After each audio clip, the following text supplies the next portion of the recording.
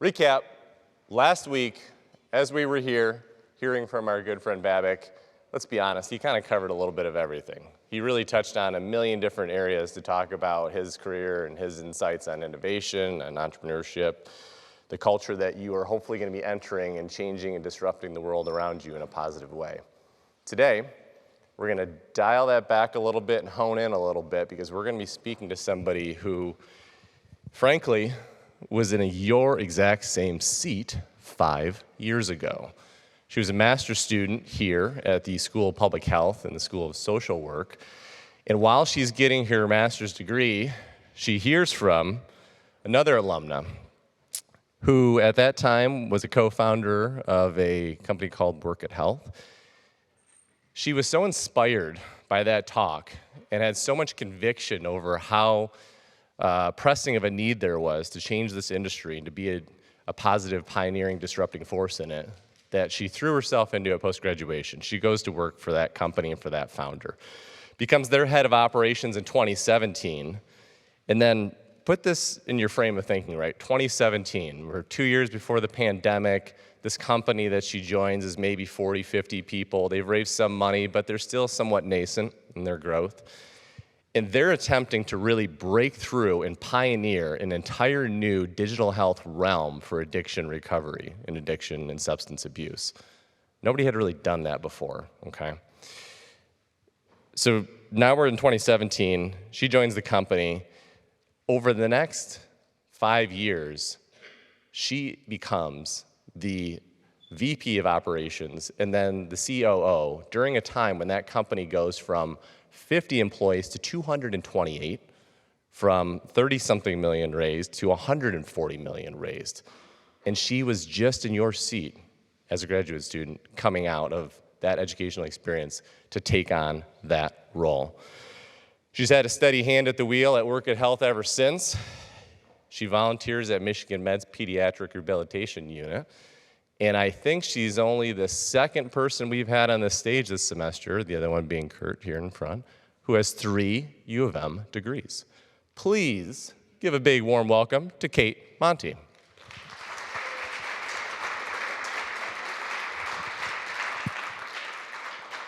Hi, everyone, and happy Friday. I hope you all have great plans this weekend because it's going to be beautiful outside, though I also know you're going to finals, so I apologize for the beautiful weather. As Eric mentioned, I'm Kate Monti. I'm the Chief Operating Officer here at Work It, and I thought I'd start by talking a little bit about how mentorship shaped my experience. As Eric mentioned, I had no background in startup entrepreneurship when I entered Work at Health. I was an intern who was passionate about chronic disease and excited and eager to get started, but really had nowhere to go in terms of what we were trying to build. So my own new experience to entrepreneurship, coupled with the reality that Work It was building something no one else had built yet, left me scrambling and grasping for an experience or support via mentorship in how to navigate where we were trying to go and what I was trying to do. And so there's a few concepts that I wanted to cover when we start thinking about what it means to surround yourself with good mentors. The first is what I call looking for mountain guides. So I use this analogy at work a lot, but I found myself at Work at craving, having all these questions about what we were doing, how we should do it, how do you bill insurance, how do you deliver good telemedicine treatment, how do you hire employees to work in an office and then move them fully remote. Throughout that process, I was craving this concept of climbing a mountain and wanting someone who had climbed it before me, right? I wanted a mountain guide who could help me understand the fastest, most cost-efficient, safest way to get where I was going. And so I looked for what I call my mountain guides. And what I found was there weren't a lot of them, right? There weren't a lot of people who had done what we were trying to do. There weren't a lot of people who were able to answer the question of where I was trying to go. And so instead of finding someone that had summited my mountain, I started to find instances and experiences of people who had broken down chunks of what I was trying to do and helped me get there. So that moves to my next point of identifying mentorship moments. I think when I first entered Work It and I had this concept of mentorship, I saw it as this relationship where there's this handshake moment and it says, hi, I'm your mentor, you're my mentee, we're gonna get coffee once a week and I'm gonna help you solve the world's problems. The reality is that that wasn't really what mentorship looked like for me. Instead, in reflecting on it, I found that mentorship was these micro moments where I learned something that helped me become a more effective leader, a more effective person at my job. But it wasn't any one person. If I think about mentorship, I can't give you a list of specific people I have deep mentor-mentee relationships in. Instead, it was an experience with our legal counsel where we talked through a challenging law and figured out a creative way to apply it to what we were trying to do. Or sitting with our CEO, one of the co-founders, and talking through how we think about and align ourselves or don't align ourselves with competition. Those moments changed and expanded my reference points for company building, but they aren't necessarily those structural, formative moments where I say, okay, like this person was my mentor, right? It's a combination of all of these moments and individual experiences that shaped my entire entrepreneurial experience. And then the last point that I like to touch on is a phrase that make many acquaintances and have many friends, or have few friends. I'm sure that over the course of this semester, you've heard and learned incredible things from the people who have spoken, right? I'm sure they're all impactful, profound, meaningful individuals. I'm also sure that every single one of them wouldn't make a great mentor for each and every one of you, right? You'll have this experience in company building or work where you have the opportunity to learn from so many people that it can become sometimes overwhelming, right? Drink coffee, it's good for you. Don't drink coffee, it's bad for you. Everyone will give you mixed advice. And so as you're building and thinking about what you're trying to accomplish, taking an opportunity to cast a wide net in what you're learning, but being really scrutinizing in who you bring into your inner circle and what you take and leave is really important. I found that through this experience, I found as many anti-mentors, people who I said by watching their experience or learning from them, that's not what I want to do. That's not the kind of leader I want to be. Just as impactful as the people who left profound positive experiences on my journey. And so I want to pivot to talking a little bit about Work at Health. Work at Health is a substance use disorder treatment program. We're largely digital. As Eric mentioned, we started in 2015 and are founded by two co-founders who are women in long-term recovery themselves, who really set out to change or transform the way addiction treatment was provided. We call this slide for the lost and living. If you've ever heard anyone talk about Work It before, you've likely seen this slide. But it's a slide of people who are personal to us impacted by this disease. And we start every conversation at Work It by remembering the why. Why are we here? Why do we do what we do? And the answer is we do it because of these people, because we have either lived experience or loved ones who were failed by the current system. And every day we set out to change and transform that experience for anyone looking for access to care. Obviously, opioid use disorder is an incredibly important problem that we're facing in the country. A 600% increase in opioid-related overdose deaths and a huge market. 1 in 4 deaths are attributed to SUD in some way. So a huge market need and a failing of the current system. So Work It really set out to transform how that was delivered. How we did that is, this is a little walkthrough of our member experience. So we set to change the way people find access to addiction treatment. Most of our individuals find us online from a loved one or through our partnerships, not by calling the back of their insurance card. That's something that was really profound that we found. People weren't going to these traditional healthcare entry points to find access to addiction care. We focused on access. It takes 3 minutes to sign up for Work It, and you can get an appointment within the next 48 hours. Moment of willingness is very important in substance use disorder. We provide medication-assisted treatment online. This is the gold standard method for delivering substance use disorder care for opioid use disorder, and it did not exist when Work It set out. There was not a way to get access to medication-assisted treatment via telemedicine when we began our work. We provide continuous psychosocial support through groups, individual counseling. We have a digital content curriculum that people can work through. And finally, we're improving clinical outcomes. What we found, actually, our team, I'm so proud to say, is at the American Society of Addiction Medicine conference right now, reporting findings on a recently published study on the biggest rural outcomes for addiction telemedicine yet, and found that our outcomes exceeded those of traditional access to care while increasing the amount of people who were able to get into treatment. So really not only providing a great care experience, getting people in fast, but proving that it works in a really impactful way that we're really proud to share broadly with others in the space.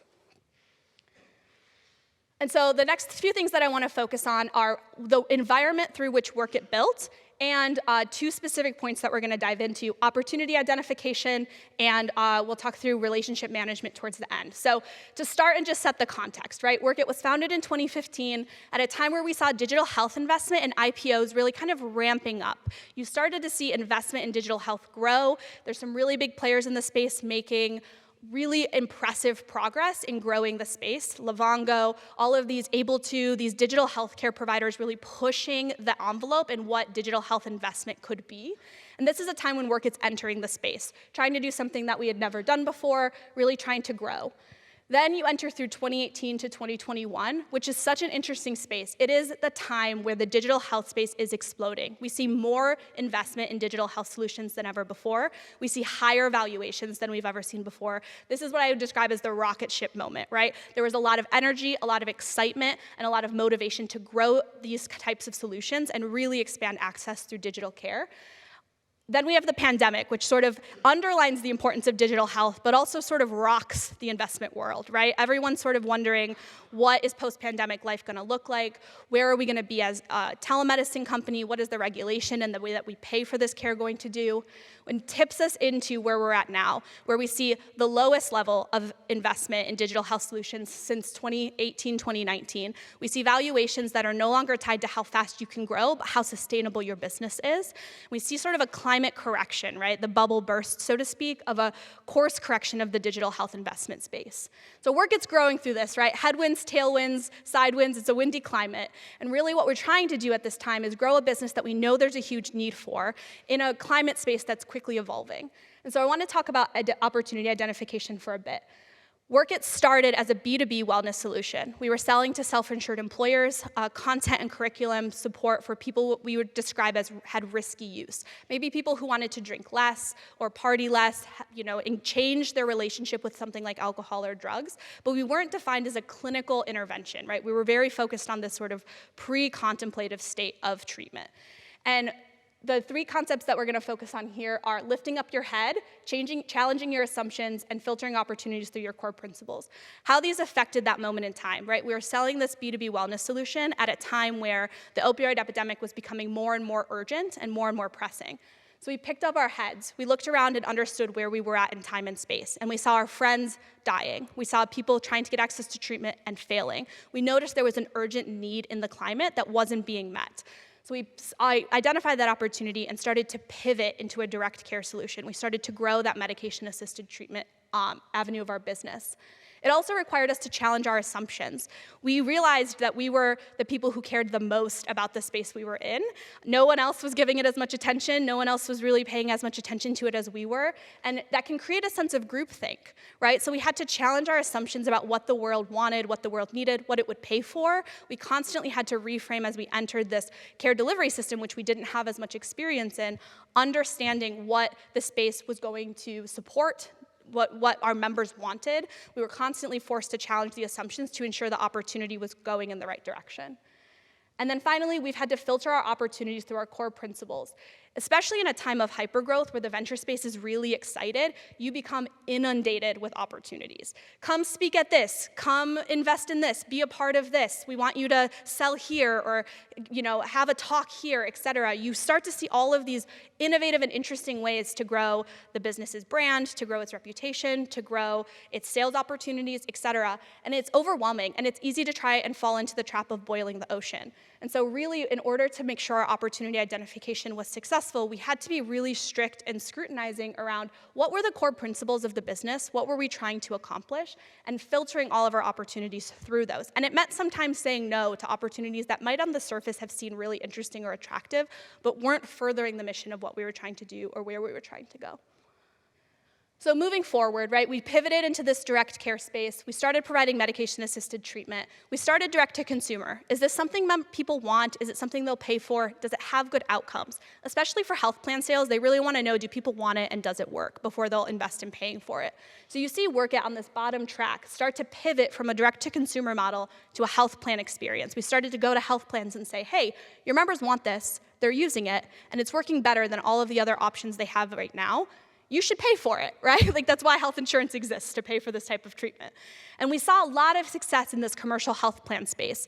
Due to regulation, commercial plans are usually a bit more flexible in what and how they can pay for things. So we saw a lot of appetite from this commercial market to invest in a new and innovative solution. Some of our earliest partnerships we're still deeply connected with today, and we've seen so much success in those relationships. But at the same time, we saw that most of the people who needed our service were people who had Medicaid, right? Who didn't have a job, had no income, were on public funded health plans. Really, the demand wasn't matching the existing relationships that we had. And so we started to pivot from a commercial selling strategy to a Medicaid selling strategy. Those audiences are very different, right? So we started to sell to a different group of people. And that makes me think about our relationship management step, which is where we really had to lift our heads and look around and ask the question, do we have the right people at the table, right? Do we have the right advisors? Do we have the right sales team? Do we have the right audience? Are we working with building relationships where we want to go? So that starts by saying, look for experts in the end result, right? We realized that most of our relationships, most of our specialization was in this commercial space. It's where we had our initial success. It's where our people were most comfortable. And so we needed to challenge ourselves and do what I call conducting a relationship inventory, which is really asking the question, do I have the right people at the table? We realized we needed a different set of sales advisors, people who had experience selling into Medicaid health plans. We realized our sales team needed to grow their skill set in a different way. We needed to sell a different model to a different type of person with a different set of priorities and incentives. So having that augmentation was really important. And then lastly, we had to challenge our should and be okay with saying no. This actually resonates with the previous slide where I talked about being scrutinizing and opportunity identification. But really what I mean here is that as you conduct relationships, build relationships, et cetera, you'll feel this pressure of like, well, I should do this or I should do that. This would be important. Like, should we present? One great example of this is this opportunity to sell at this meeting, which is a collective of commercial health plans. We'd gone to it every year. It was an experience where we were invited to present Work It as a solution, but the audience was largely commercial health plans, right? So, of course, from a sales perspective, you're like, why not take every opportunity you have to further the mission? But we really challenged ourselves to say, is that the end result of where we're trying to go and where we want to invest in? And it's required us to be scrutinizing around how we invest our resources and what types of things we lean into to make sure that we're focusing on that end result and investing in those relationships in the right way. So it's really been an augmentation of who's at the table and what we're focusing on in a way that brings me all the way back to finding good mentors, right? So I think that as I wrap this up and move to the chat, like what I found in reflecting on all three of these concepts is the core foundation, the consistent theme is relationships and people, right? Like as you're building, you'll be challenged constantly to think about new diversification of your business, right? Maybe you need a new revenue stream or cost containment and being more efficient. We need to make the business smaller or mightier or grow it in a different way. And across all of these challenges, who you're selling to, who you're employing, who you're working with, you're constantly going to be asked and challenged to think about who is at the table while you're building. And so relationships, I think, really as a culmination of all of those experiences bring us back to being thoughtful and intentional about who you're building and why you're building with them. Yeah, and that's wrapping up. My God, thank you, Kate. Grab a seat. Well, if there ever was a perfect follow-on to you being charged students with disrupting healthcare by our last guest, that would probably be it right there. Kudos, well done. So many areas I want to touch on and kind of pull apart on this, but let's get way back to 2017. You start there. To your point about relationship management and the education you've got, not only from mentors, but from anti-mentors, what was it in going into a situation that with two founders, a very nascent team, that you knew these were people that you could and wanted to work with? Yeah, it's a great question. Well, my experience is so interesting in the sense that I like to talk a little bit about how I found Work It, and I think you touched on that a bit, Eric, in the beginning. But I was a graduate student. I was studying mental social work and public health, and I was approaching the last 6 months of my program, right? And it's that time where sort of all of those daunting questions of like, what are you going to do after grad school start coming up? And you're like, I don't really know what I'm doing after grad school. I should figure that out. And I had this experience where I got an email probably through the Center for Entrepreneurship or something where there was this Women in Leadership event. It was happening on campus, and there was going to be someone there talking about Work It Health. And I knew nothing about Work It. I knew nothing about the co-founders or the team at the time, but I had the experience of my cousin who is thankfully today in recovery, but at the time really struggling with substance use disorder, and my family's experience of really struggling with trying to get him access to treatment. And so I remember reading the email, and I almost flaked, you guys. I almost didn't go. I was like, I could be going and eating at Frida Batista's right now. Do I really want to go to this event? But I went, and I had a great someone I lived with who was like, let's go, you're going. And I remember just sitting and listening to Lisa talk and being like, wow, like this is so profoundly what the world needs, right? We just need someone brave enough, bold enough, aggressive enough to break down the architecture of what's not working and say, we're gonna do this differently and we don't really care what anyone else thinks about it. And so that for me, I think was a profound moment of learning that it's okay to break things and learning that it's exciting to hear someone else breaking something in a way that's interesting. And so I emailed Lisa and I said, hey, do you have any opportunities? I'd love to know. I actually interviewed and was turned down for an internship. It was really sad. And then, randomly Robin reached out and said, hey, I'm gonna take someone on this summer. Are you interested? And I just happened to work out that way and I was hooked, right? So I think it really comes back to the importance of the mission and really believing in what's being built.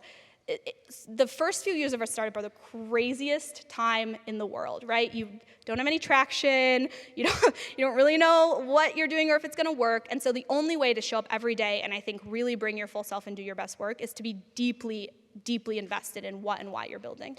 And invested in why and what you're building, to the comments that you're talking about with the change from a direct-to-consumer to a commercial to now Medicaid, has forced that to be reconciled with the market forces that are otherwise at play and your need to go ahead and serve and get closer to profitability.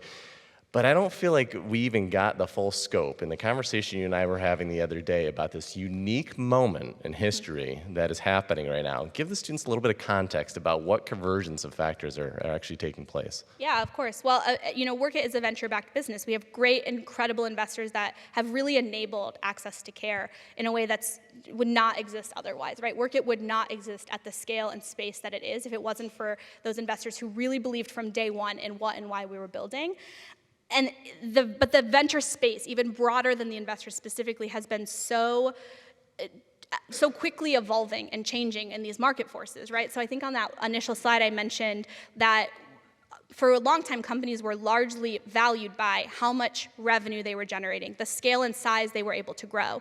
And so as a space, as you think about expansion, there's an incentive to focus on scale, right? Make the company big, make the members you're serving large, like really create massive impact, which is profound, right? Workit needed to be in as many places with as many people as possible, and that scale really allowed us to do that. But as the market shifts, you start to ask, or different questions become louder. You never take your eye off of things like sustainability, and I'm really thankful to build with a team that never did. We really focus on what we prioritize as the unit economics of the business, like how is it working at a scale of 1, a scale of 10, et cetera, and making sure that that scales. But that voice becomes louder in a way that wasn't necessarily as loud before when you're focusing on scaling. And that pivot alongside what's really unique for Workit is you have the opioid epidemic pushing so much forward, right? There's a real need, there's a real urgency, there's a real importance for Workit to be in the world right now, coupled with the now incoming force slowing us down, the headwinds of saying, hey, this market is slower, it's more stable, it's growing more intentionally. That urgency coming up against that pressure creates an interesting dynamic. Then you throw on top of it the public health emergency and COVID, right? Again, a real urgency of growth, a real urgency for digital solutions,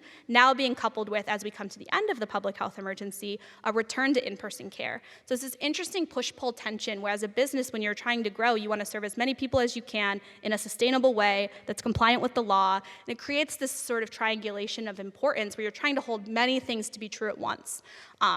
And it's difficult, but again, it comes back to the why. It's worth it because we really believe in what we're doing and why we're doing it, and it pushes through some of that complexity. And so this why, in the conversations I've had with your colleagues, with Rob and Lisa, it's always highlighted how Workit is such a company focused on the customer and the patient, and it's patient-centered design, and that's a huge component of why success has kind of been had.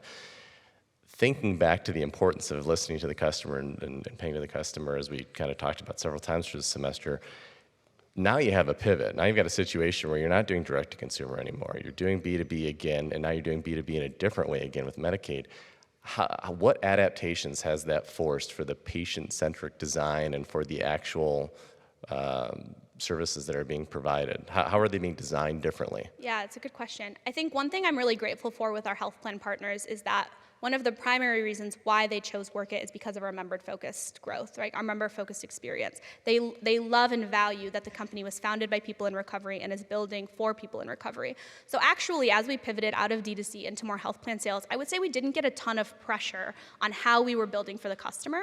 There's, of course, the clinical quality of care component where people want to know, how are you measuring that this is effective? How are you making sure members are getting a safe, good, and evidence-based experience?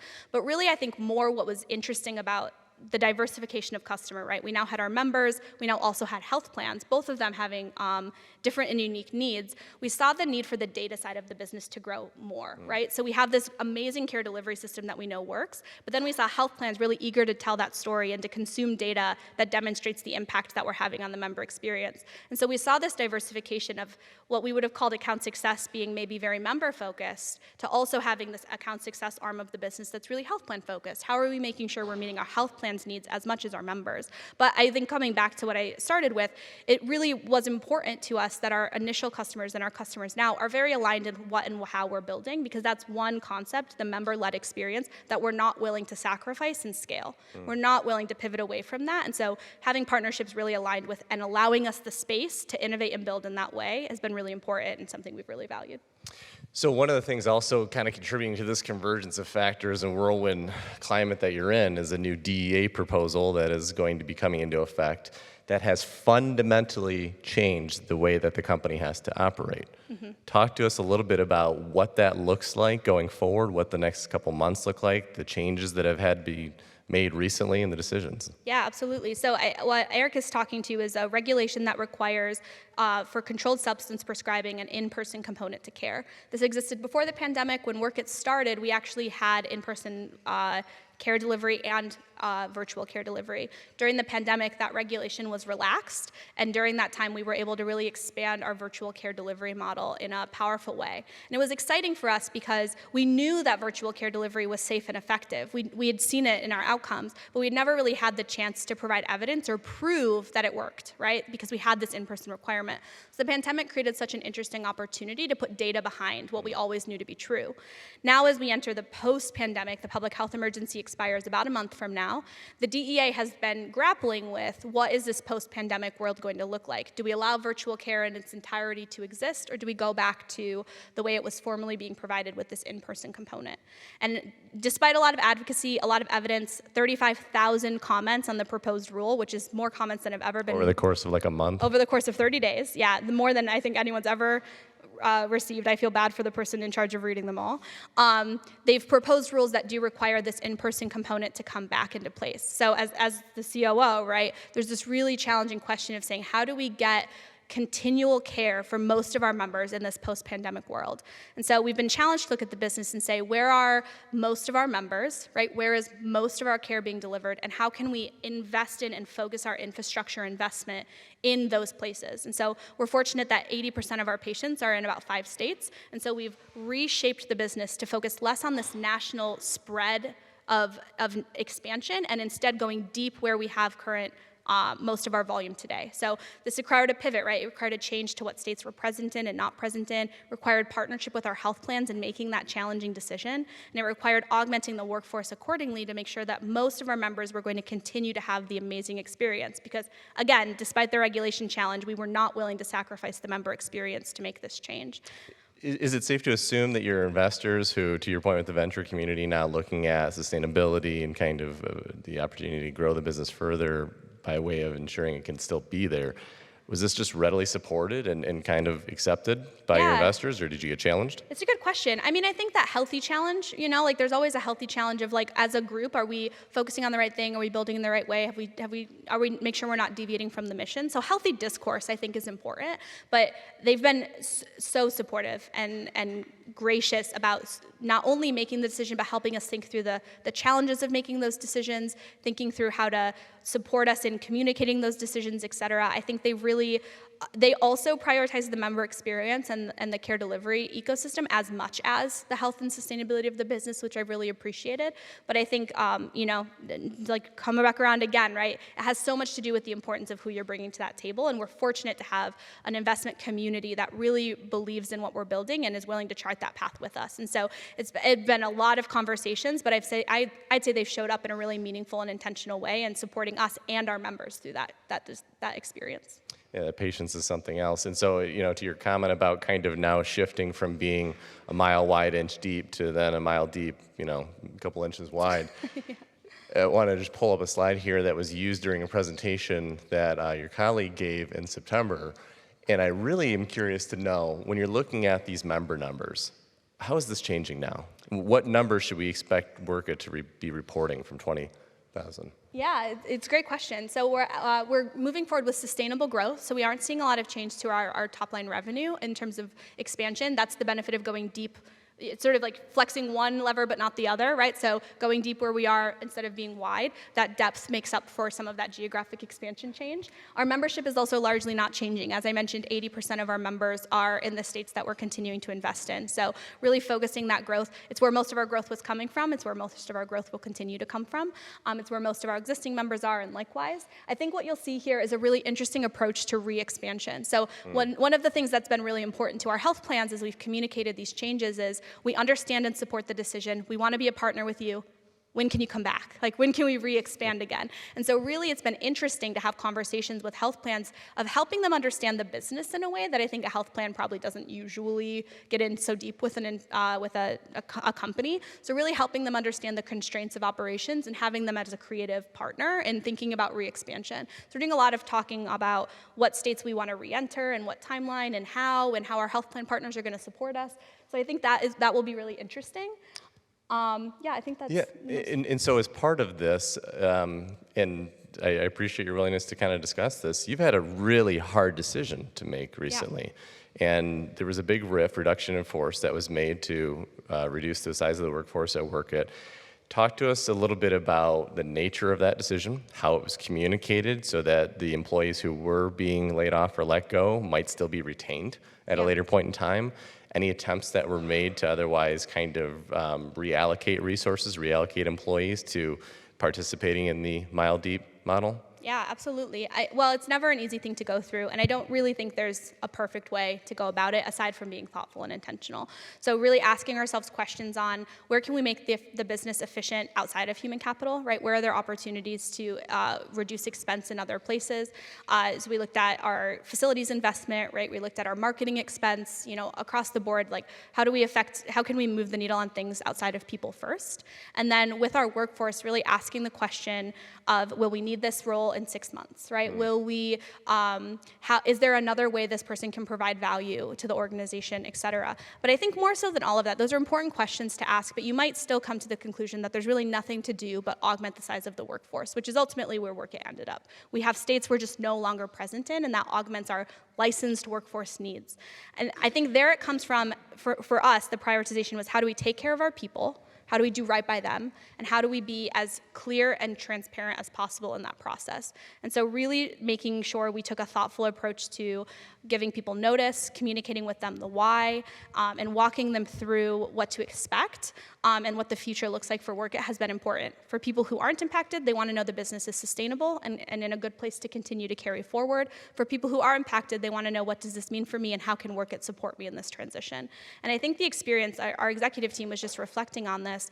I think we're sort of humbled by the amount of understanding that the company has brought to the change, right? Everyone kind of gets the market forces and is eager to help. We've had people offer to write letters to the DEA. We've had members offer to contact their local congressman. Like, we've seen such an understanding from the space about the decision. But really, I think that we've been able to accomplish or achieve that because of the way in which we made the decision and brought our employees along throughout it. So one of my most touching moments over the last couple of weeks was an employee who said, I understand and support WRCA. I want them to be able to serve as many people as possible. I will find another job, and it won't be the job I want because I want to be here. And it's such a profound moment of leadership where you're like, heartbroken that that's sort of where you're at in making a business decision, but also like so deeply impressed, grateful, and humbled by the people that you've managed to bring onto this team, and absolutely know that when you rebuild again to a place where you need them back, they're like the short list of who you're going to. You're like saying like, let's do this again. Like, it's powerful to be able to retain, I think, that much of the mission and in a really difficult decision like this. In hopes of leveraging the employees who otherwise are not there anymore and who have all this institutional knowledge and seasoned experience within healthcare to go out and transform more of the industry. And this is coming off of last week when one of the former vice presidents of Amazon, who led the company's integration with healthcare and adoption of kind of the healthcare work that they're doing, challenged the students, said, if you want to disrupt an industry, I encourage you, please, all go into healthcare. Please work on shaking this up and making change within it. As someone who's been within this realm, what are the beachheads? What are the entry points that students can think about? What are the intersections of a problem that feel solvable, that don't feel like you'd have to solve a partisan divide within the country, you'd have to solve the refix of the entire healthcare system? What are little aspects, relatively speaking, that they could go about aiming to change? Yeah, well, I mean, I think you see me in the care delivery space, so I think it would be silly for me to not say that I think there's real impact in the delivery of care, right? There's so much to be done in terms of how our society consumes healthcare and uses healthcare, and I think there's so many innovative and interesting ways to invest in it. So I'd say that's the first one. There's also some interesting work being done, and everyone uses the term value-based care, and I would say not very many people know what it means or actually how to apply it, but I think that space is becoming more mature. So really bringing a thoughtfulness to how we pay for healthcare, I think will be something we see a lot of pressure on over the course of innovation here. Care delivery is, I think, like where a lot of energy and focus is now, but reimbursement for that care delivery is something that I think still needs and will see more and more pressure because you have all these innovative care solutions and they're all trying to get paid in a way that's different from fee-for-service. And so I think eventually the world's gonna have to come around to like, we need a different payment model than fee-for-service, right? So I think that there's some really interesting insurance companies that are playing with how we reimburse for care. You see a lot of this in Medicare Advantage and commercial spaces as well. I think that space is gonna mature. I think we're getting to a place now where people understand the importance of alternative care, alternative payment models or APMs, and I think that there's room for innovation in that space as well. Value-based care, define it. What is the optimal use of that? I don't know that I have a universal definition for sure, but value-based care or like outcomes-based reimbursement, I think is really about disconnecting the volume of services being provided from reimbursement and focusing instead on what the service is providing. So I remember sitting in my public health program, and the way this spoke the most to me was thinking of the analogy of knee replacements, right? So you need a knee replacement, you go to the doctor, you get one. If that doctor does it badly and you need to get another one, the doctor still gets paid twice, the same amount, right? You don't get more or less because you did a bad job the first time. You're paid strictly based on the volume of care that you deliver. Instead, looking at a value-based care model, the question doesn't become how much service did you deliver, it becomes how good of a job did you do the first time. So instead, incentivizing a doctor who does really incredible knee replacements in a more efficient and better way by paying them more than paying the doctor who is doing more volume but isn't providing the same clinical outcome. So to me, value-based care outcomes reimbursement is really focusing instead on how much of a difference are you making in the care delivery and clinical quality of what you're delivering versus the volume of services that you're providing themselves. Fascinating. Okay, quick lightning round, 3 questions, and then students, open it up to you for any questions that you might have. So quick, 1, 2, 3-word answers at most, okay? Great, it's a challenge for me. I know, it's okay. It's okay, it's a challenge for everybody, and you're pretty sharp. The policymaker, the elected official who best understands digital health, who is it? Oh, gosh. I think actually I've been pretty impressed by Gretchen Whitmer. She's been doing a great job innovating. Okay, great. The biggest misconception about telehealth? Biggest misconception about telehealth. I think that it's less quality or lower quality care than in person. Okay. And the single skill, trait, characteristic that you have your antenna up for when you're interviewing people to come join work at, be it from an intern to an executive level position? Resiliency and comfort with ambiguity. Oh, okay, very well.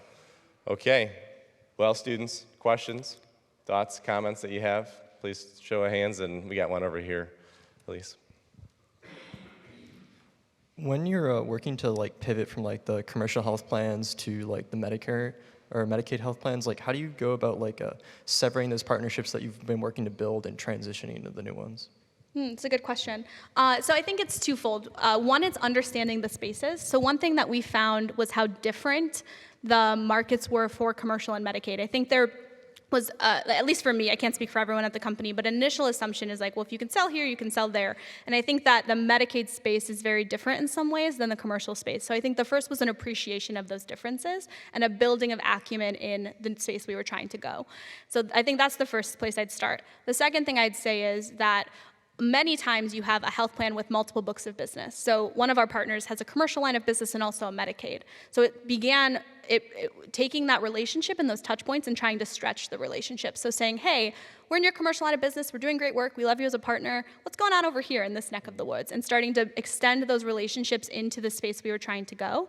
The last thing I'd say is our partnerships in commercial plans, though we're selling into Medicaid today, they're so valuable. They're the people who have been with us the longest, they believe in what we're doing. So leveraging those relationships to provide the qualitative evidence of how we are as a partner has been really supportive in transitioning those commercial relationships into the Medicaid space. Great. Another student question, we can go, but in the meantime, I just want to ask real quick. You go from being a graduate student to really an early stage employee of the company, relatively speaking, to where you're at today, not as a founder. Tips for students who might be going in that same kind of trajectory and they put themselves in a position where they'd be an early stage employee at a company, might not be the founder, but working directly with the founder. What do they need to know? Yeah, I think my point on ambiguity is really that in the beginning you have to be very comfortable with a very wide scope of work, right? So I actually entered Workit in a sales-related role where I was trying to support our B2B solution, right, and expanding into other employers, right? So I started there, and then within like 2 weeks, I remember Robin flew into Michigan and came to visit, and I got to meet her in person, and she said, hey, I'm doing this opioid use disorder stuff. Do you want to jump on? I said, yes. So then I started mapping out the state of Michigan and where there are hot pockets of opioid use disorder, and then throughout that process, hey, do you want to figure out the legal and compliance side of this? How do we do this care well, et cetera? Just being really comfortable with jumping into new opportunities, even if they're not in your skill set, was such an important early skill to building a relationship with the founders and then also being able to build my acumen in a way that was fast enough to keep up with the pace of the company. And it feels like a passion for the subject area and the industry you're in is at the core of everything that you're talking about. Yeah, absolutely. I mean, if you're asked to sell something that you have no interest in selling, the motivation of like the grind of like realizing that you have to do everything from the initial Google search all the way to the pitch just is the motivation's not there in the same way. Yeah, completely deflating. Got it. Question up top? Yeah, hello. I'd like to commend you and your company for putting your mission at the forefront of everything you do. My question relates to your pivots. So every time you have to make a pivot, your growth probably changes. And so my question is, how did your growth metrics change? And then also, how were you able to realign the employees in your company towards those new growth metrics? Yeah, it's a good question. I think rooting every pivot for the company, I'll answer the second part first. For rooting every pivot in the company in a way that kept employees leaned in, I think connecting those pivots to the mission was really important. Understanding why we were making the changes that we were making and how they supported the ultimate goal of democratizing access to addiction care was really critical to encouraging people to lean in. Because you're right, pivots are sometimes frustrating, right? For one employee, it might mean I was building here and now I'm being asked to abandon that and build here. And that is a real human experience of frustration. But it's also the reality of startups, right? Like you may fail fast, fail forward, and be like, we need to stop investing in this and we need to start investing in this. I just had a conversation with my VP of Ops this morning where I said, hey, I need you to stop working on this and I need you to put all your energy into this. She's like an amazing individual, but she was like, Kate, that's frustrating. And I'm like, I hear ya, it's where we're going, and here's why. And by the end, she was like, I get it, I hear you, thank you, I'm in, right? So really bringing people along with why those pivots are important, why those changes are happening, is really important to gaining buy-in. And I think in terms of the way it impacts your growth or what metrics you pay attention to, I think going back to those core principles, never taking your eye off of what you know is the long-term goal of sustainability for the business is important. It helps smooth out some of that turbulence, right? Despite the growth pivots, we're never gonna stop looking at the unit economics was really helpful to sort of making sure those streams of consciousness were carrying through. But also, I think, again, just reminding yourself, why are we making these changes? How do they ultimately serve the business and the mission? Makes all of that turbulence a little bit easier to tolerate. Well, thank you. Thank I you. appreciate it. Thanks for having me.